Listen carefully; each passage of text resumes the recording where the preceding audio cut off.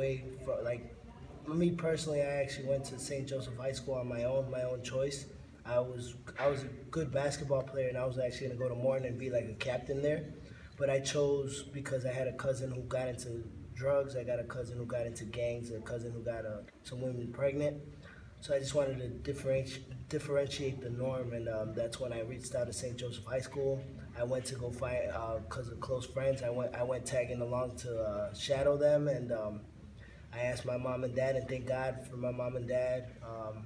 My dad had just gotten out of being incarcerated. My mom was working her butt off to keep our house, and they somehow found a way to help me out to get me to go there, and it changed my life. And actually, that's where I started boxing, was while I was going to St. Joe's, where I met with the history teacher, Brother Peter.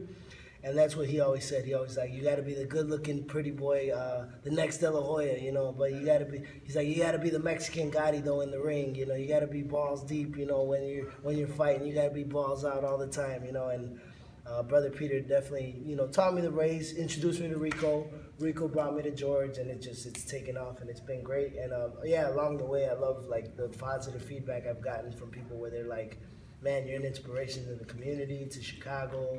I wish my kids would grow up to be like you. Like, it's really inspiring and really kind of motivates me on those days that I don't want to get up and train, So I know what I'm standing for. I know, like a lot of people, even Hammer and Hank, he's obviously a veteran in the game, and he sees what's going on here. He tells me, like, I can see there's a lot of weight on your shoulders. He's like, but you use that as motivation, and it does.